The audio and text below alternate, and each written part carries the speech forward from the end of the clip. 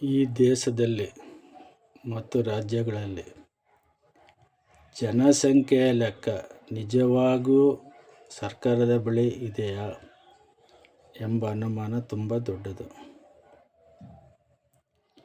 ಯಾಕೆಂದರೆ ಬಡತನ ನಿರ್ಮೂಲನೆ ನಡೀತಾನೇ ಇದೆ, ಆದರೆ ಅದು ನಿರ್ಮೂಲನೆ ಆಗಲೇ ಇಲ್ಲ, ಬಡವರ ಉದ್ಧಾರ ಆಗಲೇ ಇಲ್ಲ. ರಾಜ್ಯ ಸರ್ಕಾರ, ಕೇಂದ್ರ ಸರ್ಕಾರಗಳು ದೇಶದ ಮೇಲೆ ಸಾಲ ಮಾಡಿ ಎಲ್ಲಿವರೆಗೂ ಆಡಳಿತ ನಡೆಸಬಹುದು? ಅದರ ಬಡ್ಡಿ ಎಷ್ಟು ಕಟ್ಟುತ್ತಿದ್ದೀರಿ? ಅದನ್ನು ತೀರಿಸುವ ವ್ಯವಸ್ಥೆಯನ್ನೇ ಸೃಷ್ಟಿಸುತ್ತಿಲ್ಲ. ಅದರ ಬಗ್ಗೆ ತಾವುಗಳು ಕಲ್ಪನೆಯೂ ಮಾಡಿಕೊಳ್ಳುತ್ತಿಲ್ಲ ಮತ್ತು ಮಾತನಾಡುತ್ತಿಲ್ಲ. ಕುಟುಂಬಗಳಿಗೆ ಒಂದು ಕಾರ್ಡ್ ಕೊಡಿ. ಎಷ್ಟು ಮಂದಿ ಇದ್ದಾರೆ, ಅವರ ವಿದ್ಯಾಭ್ಯಾಸ ಏನು, ಅವರ ಆಸ್ತಿ ಲೆಕ್ಕಾಚಾರ ಏನು, ಅವರ ಚಿನ್ನಾಭರಣ ಏನಿದೆ ಅದನ್ನು ಆ ಕಾರ್ಡಿನಲ್ಲಿ ದಾಖಲಿಸಿ.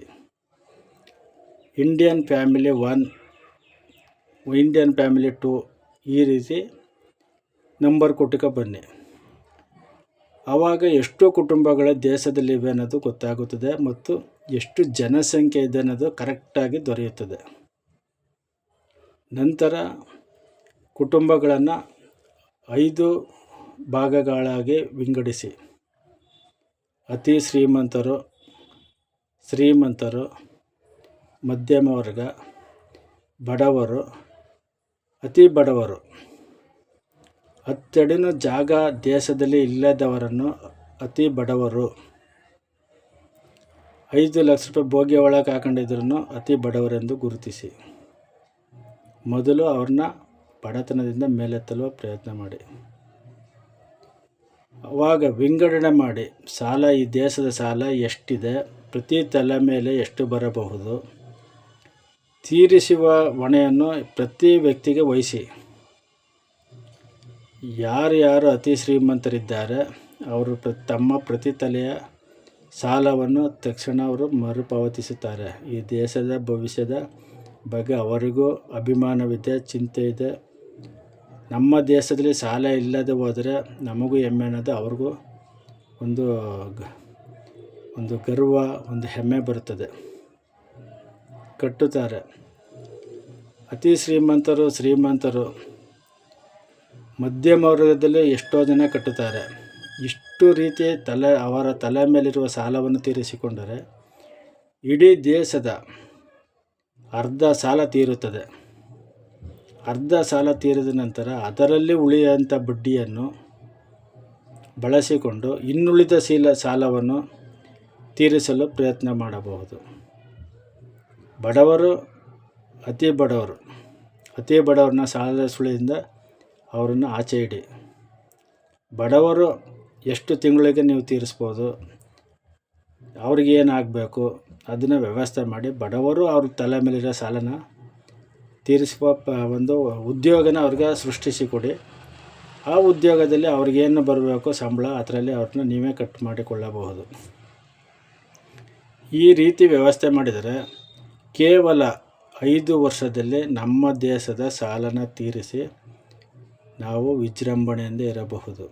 ಪ್ರತಿ ಮನೆಗೂ ತಿಂಗಳಿಗೆ ಬೇಡವೆಂದರೂ 5,000ದಿಂದ 10,000 ರೂಪಾಯಿ ಸರ್ಕಾರಗಳೇ ಕೊಡಬಹುದು, ತಾವು ಬಡ್ಡಿ ಕಟ್ಟುತ್ತಿರುವ ದುಡ್ಡಿಗೆ.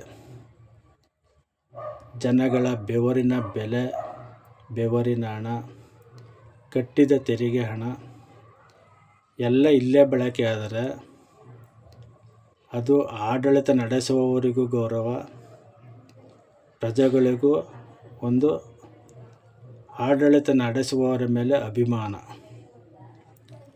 ಆವಾಗ ಯಾವ ವ್ಯಕ್ತಿ ಎಲ್ಲಿದ್ದಾನೆ, ಏನು ಕೆಲಸ ಮಾಡ್ತಿದ್ದಾನೆ, ಅವನ ಆದಾಯ ಏನು ಅನ್ನೋದೆಲ್ಲ ಸರ್ಕಾರದ ಬಳಿ ಬರುತ್ತದೆ. ಆವಾಗ ಯಾರು ನಾಪತ್ತೆ ಆಗುವವರು ಕಾಣುತ್ತಾರೆ, ಯಾರು ಉಗ್ರಗಾಮಿಗಳು ಸಿಗುತ್ತಾರೆ, ಮತ್ತು ದೇಶದ್ರೋಹಿಗಳು ಸಿಗುತ್ತಾರೆ, ಕುತಂತ್ರಿಗಳು ದೇಶದೊಳಗಿರೋದ್ರು ಸಿಗುತ್ತಾರೆ. ಪ್ರತಿ ಕುಟುಂಬನೂ ಕಾನೂನಿನ ಕಣ್ಣೊಳಗೆ ಬರುತ್ತದೆ. ಕುಟುಂಬದ ಕಾಡಿನಿಂದ ತಪ್ಪಿಸಿಕೊಳ್ಳುವ ವ್ಯಕ್ತಿಗಳಿಗೆ ದೇಶದಿಂದ ಗಡೀಪಾರು ಶಿಕ್ಷೆಯನ್ನು ತಗೊಂಡು ಬನ್ನಿ. ಅವರು ಯಾವುದೇ ಧರ್ಮದವರಾಗಿರಲಿ, ಯಾವುದೇ ಜಾತಿಯವರಾಗಿರಲಿ, ಆ ವ್ಯಕ್ತಿಯನ್ನು ಗಡೀಪಾರು ಮಾಡಲು ಬೇರೆ ದೇಶ ಒಪ್ಪಿಕೊಳ್ಳದಿದ್ದರೆ ಅವರನ್ನು ಜೈಲಿಗೆ ಹಾಕಿ. ಇಂಥ ಕಾನೂನುಗಳನ್ನು ತರದೆ ಹೋದರೆ ಇನ್ನೂ 200 ವರ್ಷ ಆದರೂ ಬಡತನ ಇದ್ದೇ ಇರುತ್ತದೆ. ಬಡತನ ರಾಜಕೀಯವಾಗಿ ಬಳಕೆ ಆಗುತ್ತಿರುತ್ತದೆ. ಬಡವ ಬಾಡಿಗೆ ಮನೆಯಲ್ಲೇ ತಲೆಮಾರು ಸಾಯುತ್ತಾನೆ ಇರ್ತಾನೆ, ನೆಮ್ಮದಿ ಇಲ್ಲದೇ ಬದುಕುತ್ತಿರುತ್ತಾನೆ. ದಯವಿಟ್ಟು ಇದನ್ನೆಲ್ಲ ಯೋಚಿಸಿ ಜಾರಿಗೆ ತಗೊಬನ್ನಿ ಅಂತ ನಾವು ಈ ಮನವಿಯನ್ನು ಸಲ್ಲಿಸುತ್ತೇವೆ.